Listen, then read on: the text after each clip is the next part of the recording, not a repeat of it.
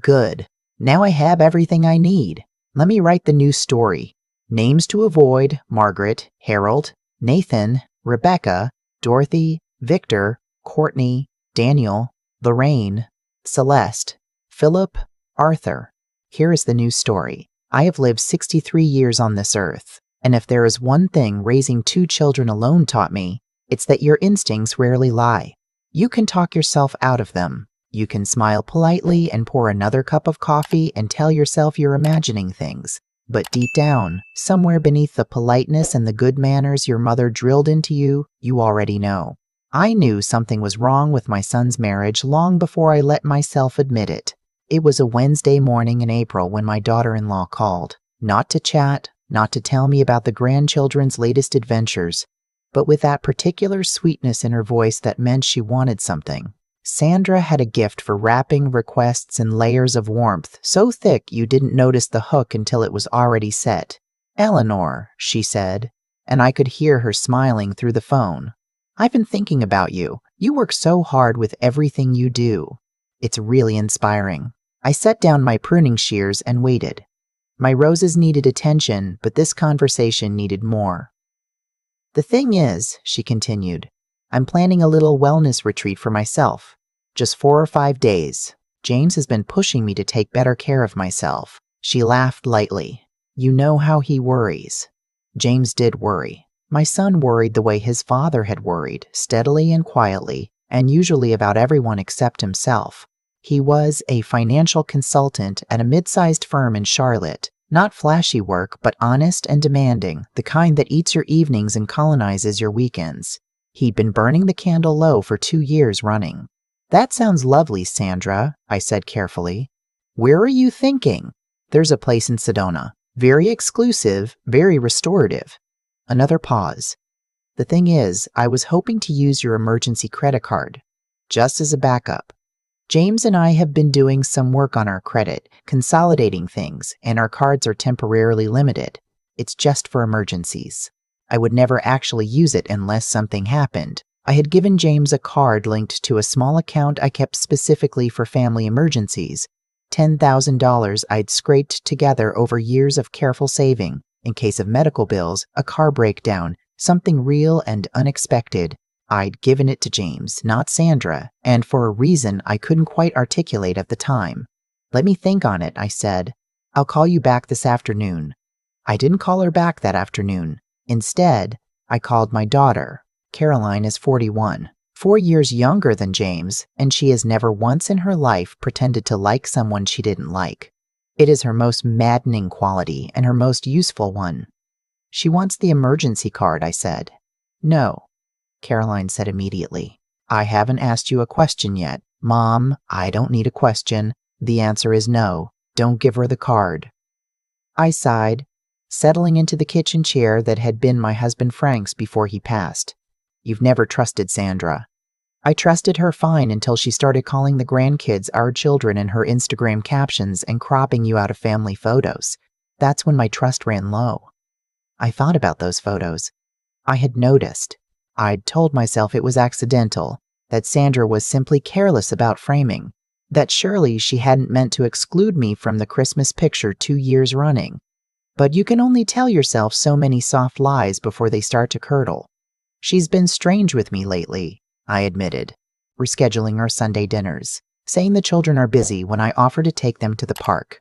Last month, when I offered to watch Owen and Clara so they could have a date night, she said they'd already arranged something. And had they? I thought of my grandson Owen's voice on the phone 2 days later. "Grandma, why didn't you come to our house Saturday?" "We made popcorn and watched a movie. It was just us and the babysitter." I hadn't answered Sandra's request. I told her I'd need to speak with James first, and then she'd gotten vague and said not to bother him with small things. He had enough on his plate. I'd said I'd think about it and change the subject. 3 weeks later, I drove to Charlotte on a Thursday morning with a casserole in the back seat and a feeling I couldn't name sitting in my chest like a stone.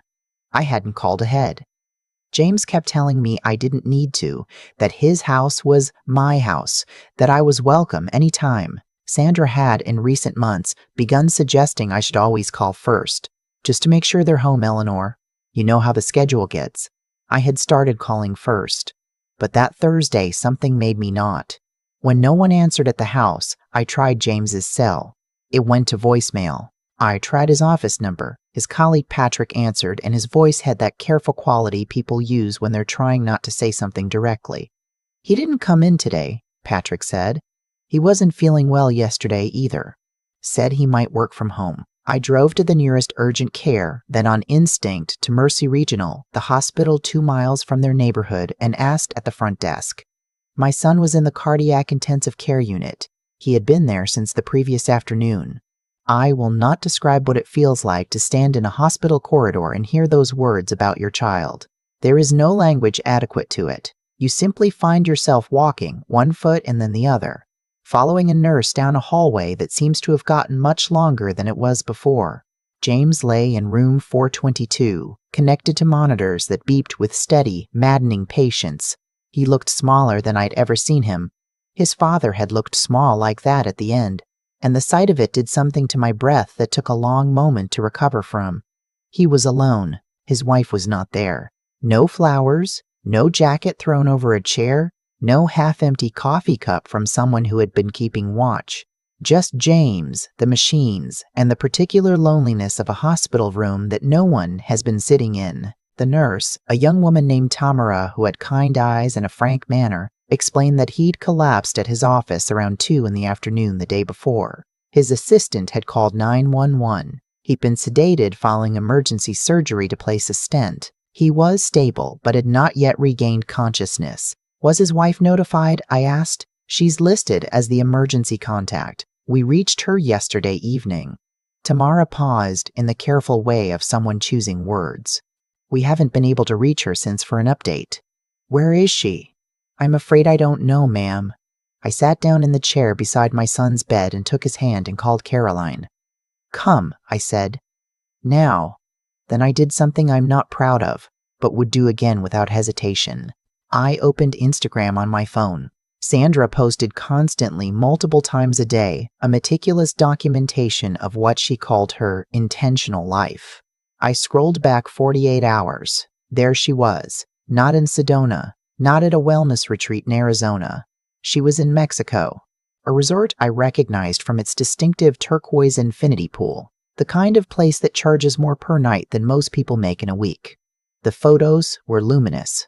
Sandra in a white sundress holding a sunset cocktail. Sandra on a catamaran, hair blowing back, laughing. Sandra at a candlelit dinner table across from a man I did not recognize. A man who was not my son, who was perhaps 15 years younger than James and who looked at my daughter-in-law in a way that told me everything I needed to know about this particular wellness retreat. The account sheet tagged, Marcos Mirkoprlik 6000, Life, had 48,000 followers and described its owner as a lifestyle coach and adventure guide.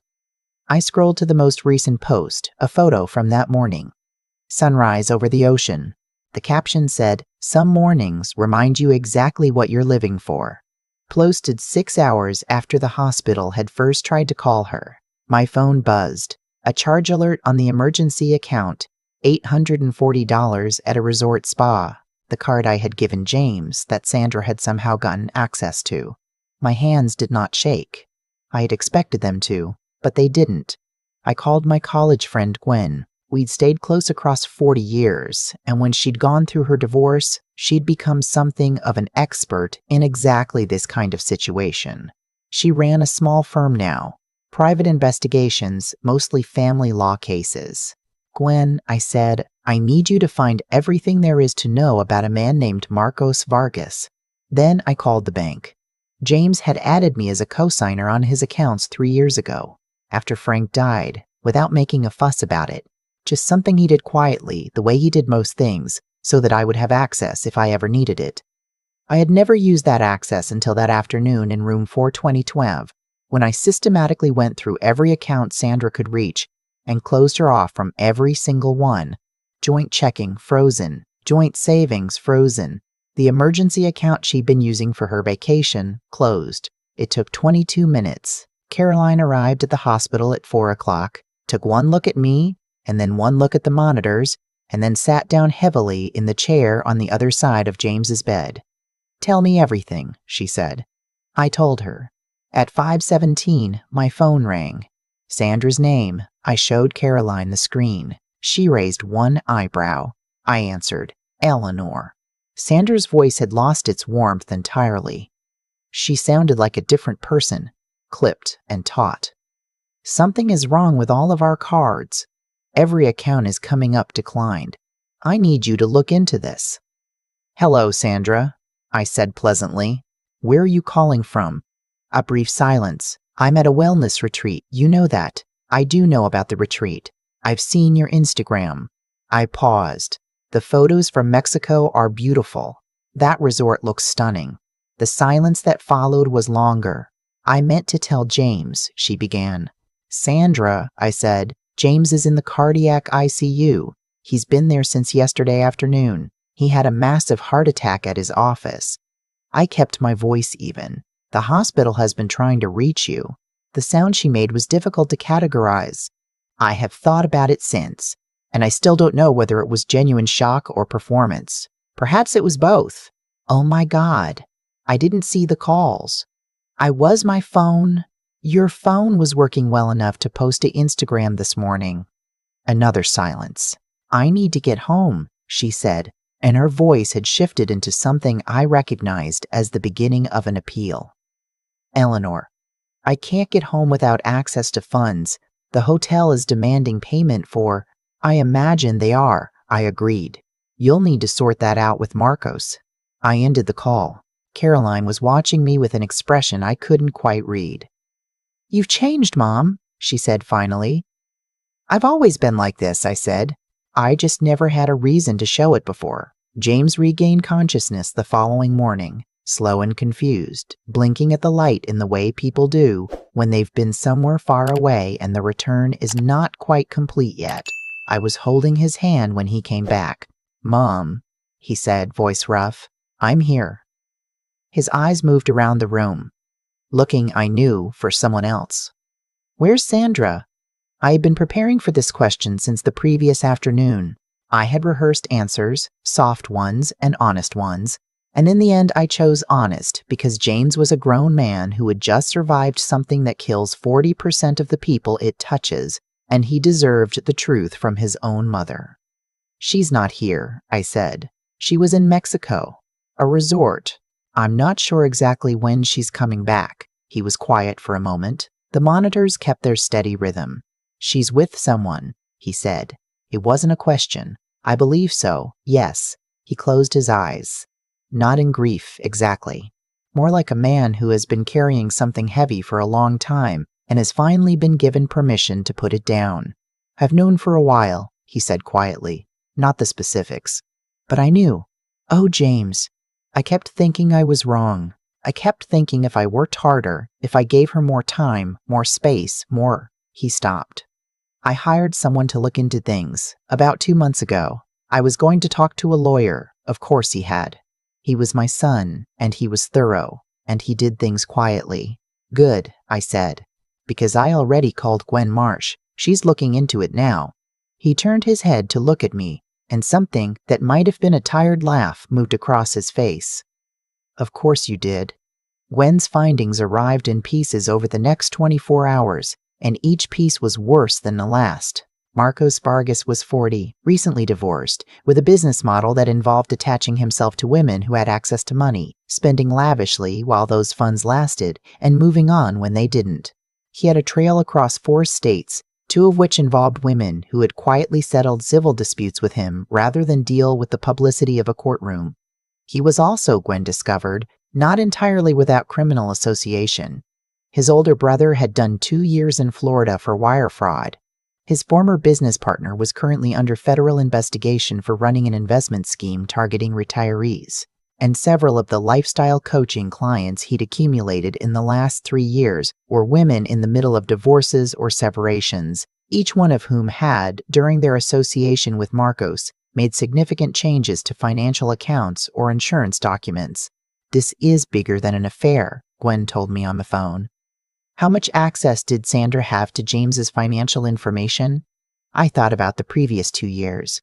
About James working long hours while Sandra managed the household. about the financial accounts, the insurance policies, the investment portfolio Frank had left to James in his will. Significant access, I said. Then I think you need to talk to someone beyond a family lawyer. The federal agent who came to the hospital 2 days later was a woman named Agent Dana Kim, 40-something, with a direct manner and a habit of letting silence do the work before she asked a follow-up question. She had been tracking Marcos Vargas for 14 months in connection with a fraud network that operated across the Southeast and had recently begun targeting not just wealthy divorcing women, but their extended families as well, specifically the older parents who often held additional assets. She sat across from James in his hospital room, me beside him, and laid out what she knew. Marcos had used Sandra to gather financial information, not just about James, but about me. My savings, my property, my insurance policies. At some point, someone had visited my home posing as a representative from my insurance company. I remembered it now, a polite young man with a badge who asked me to sign a form confirming his visit. I had been a little suspicious. I had called the company's main line to verify he was employed there, and they had confirmed the name. I had signed. I had not thought about it since. Agent Kim showed me a photograph. That was not a licensed agent of my insurance company. That was an associate of Marcos Vargas named Terry Bowen, who had, Gwen later confirmed, worked at the company briefly 2 years ago, long enough to build credibility and access before leaving under circumstances that were never fully investigated. The form I had signed had been photographed, and certain elements used to create a fraudulent policy modification naming a shell entity as secondary beneficiary. The modification had not yet been processed, stopped only because Gwen's parallel investigation had flagged the same irregularity in my policy that Gwen had found while looking into Marcos's other associates. We had been very lucky. Agent Kim did not use those words. She was too careful for that, but I understood. James sat through all of this with the stillness he'd inherited from his father, the absolute composure of a man who compartmentalizes very effectively and will fall apart later, privately, when no one is watching. I had seen that composure through funerals and business failures and personal losses, and I knew what it cost him to maintain it. When Agent Kim finished, James said, "What do you need from us?" They needed something specific. Gwen had tracked Terry Bowen to a property management office across town where he was currently employed. They believed his employer, the office manager, was knowingly processing fraudulent paperwork as part of Marcos's network. They needed someone with legitimate reason to visit that office to request documentation, someone whose visit would not raise suspicion, someone who might draw out whoever was handling the fraudulent files. They needed me. "No," James said immediately. "I'll do it," I said at the same time. He turned to look at me with an expression that mingled exasperation and fear. "Mom, you are not walking into a building connected to people who have been, apparently, planning to defraud you." During business hours, Agent Kim said, with 4 agents present in and around the building, including one posing as a real estate client in the waiting room, Mrs. Whitfield would simply be inquiring about a rental property. It's a credible reason to visit, low stakes, and any unusual response from the staff would give us what we need to move forward with warrants. "What's the risk?" I asked. "Minimal," Kim said. "The significant risk would be if Vargas suspected his network was compromised and moved against your family. We would rather have him focused on a routine inquiry that plays into his assumptions than sitting on information while he monitors your movements." "And if I don't?" I asked, already knowing the answer. "We continue building the case through other means. It takes longer. In the meantime, the network continues operating."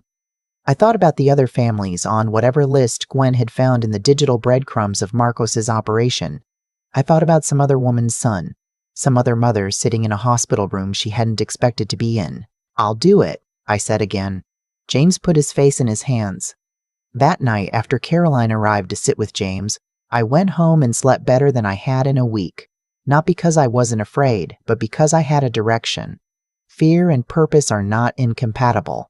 I had learned that much from Frank's illness, from raising children through hard years, from standing at a graveside and then turning around and driving home because there were 2 people who needed dinner. The property management office was on a quiet commercial street, the kind of building that is deliberately unremarkable.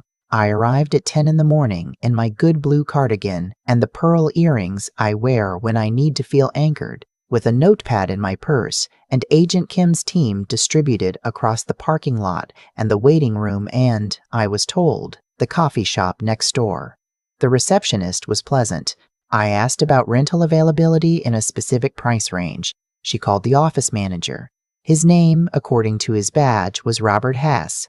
He was perhaps 55, well-dressed in the way of a man who wants to seem prosperous, with a handshake that was slightly too firm.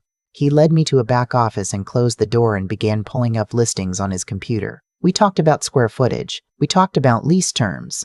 And then, as Agent Kim had coached me, I mentioned very casually that I was also trying to sort out some paperwork related to a property my late husband had owned, that some documents had been filed on my behalf recently that I hadn't authorized, and that I was trying to trace who had submitted them.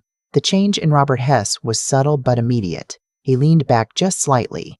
His hands, which had been moving on his keyboard, stilled. "That does sound complicated," he said. "What kind of documents?" "Insurance-related," I said. "There's a modification on a policy. I never signed any modification." He looked at me for a moment with an expression I can only describe as calculating. Then he said, "Let me make a quick call. I think I might be able to help you find some clarity on that." He reached for his cell phone, not the office landline. That was the signal. Within 90 seconds, the door opened and Agent Kim walked in with 2 colleagues, and Robert Hess's hand stopped moving toward his phone, and that was more or less the end of it. He was, it turned out, the most cooperative of Marcos's associates, once he understood the scope of what he was facing. He provided names, accounts, documentation chains. He told them where Marcos kept digital records. He told them about 3 other offices in 3 other cities running similar operations. He told them, in exchange for prosecutorial consideration, everything they needed to dismantle what had been a carefully structured fraud enterprise. Marcos Vargas was arrested at Charlotte Douglas International Airport that same afternoon, attempting to board a flight to Cancun. Sandra was taken into custody for questioning at the resort in Mexico. She was released after 2 days of interviews. She was not charged, though she remained a person of interest while the full scope of what she had and hadn't known was investigated. James was discharged from the hospital on a Tuesday. Owen and Clara had come home from their aunt's house 2 days before, and they were waiting on the front porch when we pulled into the driveway. Clara holding a handmade sign that said, "Welcome home, Daddy," in purple marker. Owen trying to appear unconcerned and not quite managing it. James got out of the car slowly, still cautious with himself, and Clara ran down the steps and into his arms, and he held her the way you hold someone when you've had a close look at the world without them in it. I stood back and let that be. In the weeks that followed, things settled into a new shape. It was not the shape anyone had wanted or planned for. James filed for divorce. Gwen's complete investigation provided his attorney with detailed documentation of Sandra's financial conduct during the marriage, the secret accounts, the charges, the funds redirected to Marcos's lifestyle over the better part of 2 years. It amounted to nearly $30,000. The children adjusted the way children do, with a resilience that is both reassuring and heartbreaking in equal measure. They stayed with James. Sandra, once the legal situation clarified and the divorce proceedings began in earnest, did not contest custody. Whatever else she was not stupid, and her attorney had made very clear what contesting would cost her given what was on the table. She called the children on Sundays. Sometimes she was consistent with this, sometimes not. Owen, who was 11 and old enough to feel the weight of her absences, would put the phone down after those calls and go very quiet for a few hours. Clara, who was 8, would tell me breathlessly about everything her mother had said and then go back to whatever she'd been doing with a practicality that I found both admirable and a little sad. I was there for Sunday dinners again. I was there for school pickups when James had late calls. I was there to sit with James at the kitchen table on the evenings when the children were asleep and he needed to talk through whatever he was processing, which was considerable. One evening in late summer, we were sitting on the back porch watching the fireflies, each of us with a glass of sweet tea, comfortable in the particular way of people who have been through something together and come out the other side still standing. "Are you okay?" James asked me. I thought about the question seriously. "I think so," I said. "Are you?" Getting there. He stretched his legs out. His color was good again, better every week. He'd started walking in the mornings 30 minutes, then 40, and would report his progress to me with the slightly sheepish pride of someone who knows they should have been doing this all along. "Mom, I've been thinking about something." "What's that?" "You drove to Charlotte that day because you had a feeling something was wrong. You didn't call. You didn't wait. You just came." "Yes, if you hadn't." He stopped. "The doctor said if I'd been there another few hours without intervention." "Don't," I said gently. "I know, but I keep thinking about it." He turned to look at me. "Thank you." I reached over and put my hand on his. "You would have done the same for me." He nodded slowly. "I would have." We sat there as the fireflies came out across the yard, blinking their quiet signals to each other in the dark. And I thought about Frank, who would have known what to say about all of this, and about the shape a life takes that you never could have drawn for yourself. Full of things you didn't choose and didn't expect and somehow carried anyway. Owen appeared at the back door in his pajamas, squinting out at us. "Grandma, are you staying tonight?" "I think I will," I said. He considered this with the gravity of an 11-year-old and then said, "Good," and went back inside. James looked at me with something warm in his expression that reminded me so much of his father, it made my chest ache in the best possible way. "Good," he echoed, and it was. I've been sitting with this story for a while now, turning it over the way you turn over a smooth stone you found on a walk. Not sure exactly why you picked it up, but certain there was a reason. What happened to my family didn't come out of nowhere. It built the way most things build, quietly, over months and years, in small moments I noticed but didn't act on. A rescheduled dinner, a cropped photograph, a request for access to money that wasn't hers to ask for. I saw each of those things and I softened them in my mind, because the alternative, that someone in my family was being slowly, deliberately isolated from the people who loved him, was too uncomfortable to sit with. That is the first thing I learned from all of this. Discomfort is not a reason to look away. It is, more often than not, the exact reason to look closer. James is a good man. He worked hard. He trusted the people he loved, and he extended that trust long past the point where the evidence warranted it. That is not weakness. That is what love does to a person.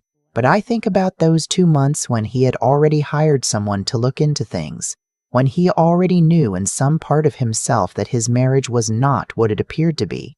And he still kept going to work, still kept hoping he was wrong. I understand that impulse completely. I also know it cost him something he cannot get back. There is a kind of courage that does not look like courage from the outside. It looks like a 63-year-old woman driving to her son's house on a Thursday morning with a casserole and a bad feeling. It looks like making a phone call you don't want to make. It looks like sitting in a hospital room holding someone's hand and deciding, in that moment, that you are not going to let this stand. Nobody cheers for that kind of courage. There is no dramatic music. There is just a decision, and then the next decision, and then the one after that. What Sandra did had consequences, and those consequences were not invented by anyone.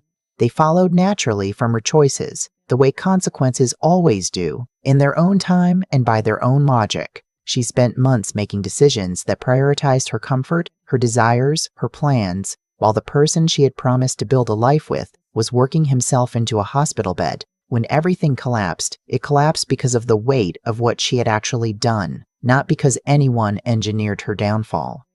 I froze the accounts because it was the right thing to do. The rest unfolded on its own. I think about Owen and Clara and about what they are quietly learning in this season of their lives. They are learning that their father shows up, that their grandmother shows up, that when things fall apart, the people who love you don't disappear. They drive over without calling first. That is not a small thing to know. It is, I think, one of the most important things a child can carry into adulthood. What I want for them and for James is not a life without difficulty. Difficulty is not optional. It comes for everyone, dressed in 100 different forms, and there is no arrangement of circumstances that keeps it at the door. What I want for them is the kind of character that meets difficulty without flinching. Not because they are fearless, but because they have learned, through watching and through doing, that fear is not a reason to stop moving. James is healing. He walks every morning now, 30 minutes, sometimes 40. He calls me on Sundays. He is learning, slowly, to extend to himself the same care he has always given to everyone else. That is its own kind of work. And he is doing it.